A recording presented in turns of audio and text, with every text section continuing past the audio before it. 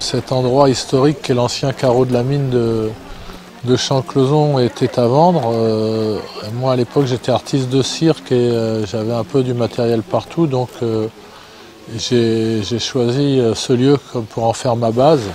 Et au départ, petit à petit, comme il y avait ces bâtiments industriels, comme il y avait de l'espace, on a créé une salle de répétition et puis on a commencé à l'ouvrir aux autres compagnies. Alors je dis on parce que, même si normalement c'est singulier, parce qu'en 2022 j'ai rencontré Emma Asso avec qui on a créé l'association Les Lendemains, qui est une association au départ qui promeut le spectacle vivant, qui fait tourner notre compagnie depuis le début et qui gère tout l'espace ici, les 6000 m².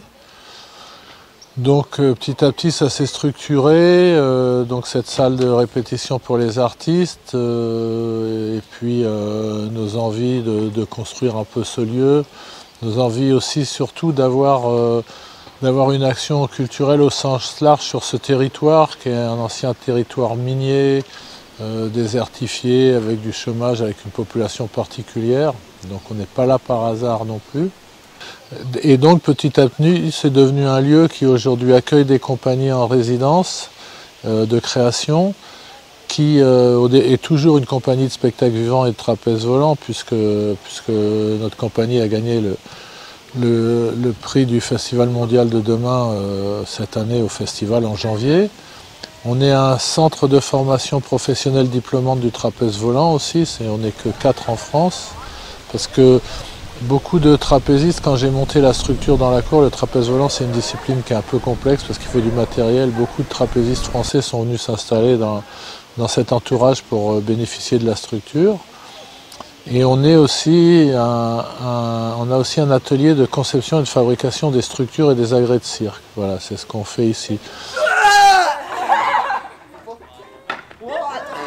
Pourquoi la berline? Et pas parce que sur le carreau de la mine, c'est une allusion forcément aux berlines de charbon, quoi, qui a donné le nom à ce lieu. Et parce que j'aime bien dire qu'autrefois ça transportait du charbon et que maintenant ça transporte de la culture. Mais tout ce volet artistique, on parle souvent de culture et on le limite aux arts et aux lettres, mais nous, il y a vraiment une intention qui est fondamentale pour nous, c'est d'avoir des actions envers la population et accessibles à cette population. Alors, quand il y a des sorties de résidence, c'est en priorité la population qui est invitée, bien évidemment. Et puis, on met d'autres choses en place. On a recréé un cinéma ici à Champclauson pour les habitants de la Grand Combe qui n'ont plus de cinéma depuis des années.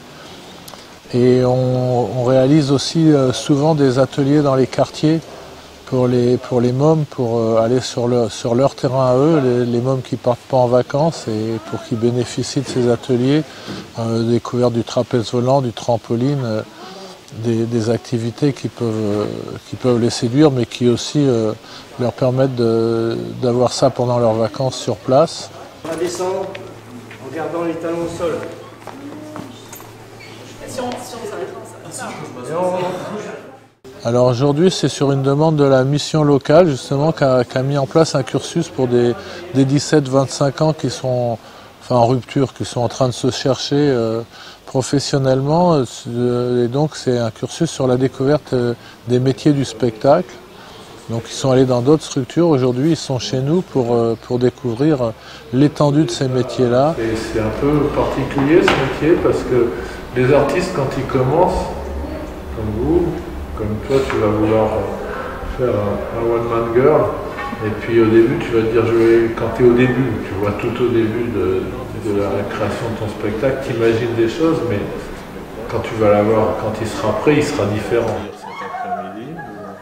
La culture, pour moi, c'est pas que l'art et les lettres, c'est tout ce qui est éducation populaire, sport, etc., environnement, tout ce qui fait partie de nos vies culturellement.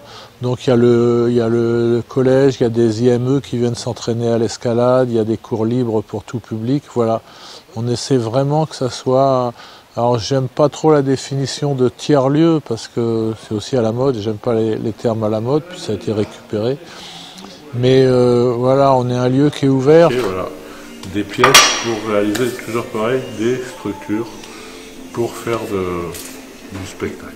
Mine de rien, il y a aussi un outil important, c'est que dans l'atelier, il y a quelqu'un de chez nous qui répare les mobylettes, les tronçonneuses, les broussailleuses, etc. Les scooters, et ça fait énormément de liens avec la population et ça fait du lien surtout avec une mixité sociale entre des artistes, des gens qui sont du cru, d'autres qui n'ont pas bougé, et ça fait des vrais lieux d'échange et de rencontre. Et ça, c'est tout aussi important que tout le reste sur ce lieu-là. On loue, les montages sont particuliers, c'est à l'ONF, mais on loue l'ancien stade de foot de Champclodon, qui était mythique et qui fait partie de la culture du territoire, et qui est pour nous un espace parfait pour recevoir les compagnies sous chapiteau. Il y en a une qui est en train de partir aujourd'hui, qui a fait sa création pendant 20 jours ici et qui a présenté les premières de son spectacle Le Bruit. C'est un support d'un lieu déjà parce qu'on a pu louer en fait avec le soutien financier de la mairie, louer l'espace commun du coup de la cuisine, ce qui permet, vu que l'on vit en caravane en tournée, d'avoir un lieu chauffé et assez grand pour tout le monde et cuisiner. Et en plus du coup Dédé qui fait partie de la berline qui nous a aidé absolument sur tous les aspects techniques de la vie en collectif. On avait accès à l'atelier aussi. L'atelier pour le bricolage. C'est des choses, plein de choses qui sont hyper confort dès qu'on est en création parce qu'il y a des nouvelles idées qu'on n'a pas prévues. Pour les construire, là il y a tout pour le faire. Cette dimension culturelle qui est importante pour moi, c'est vraiment d'aller toucher le public sur place et de faire ce mélange et de mode de vie et de milieu social pour que on fabrique vraiment du vivre ensemble.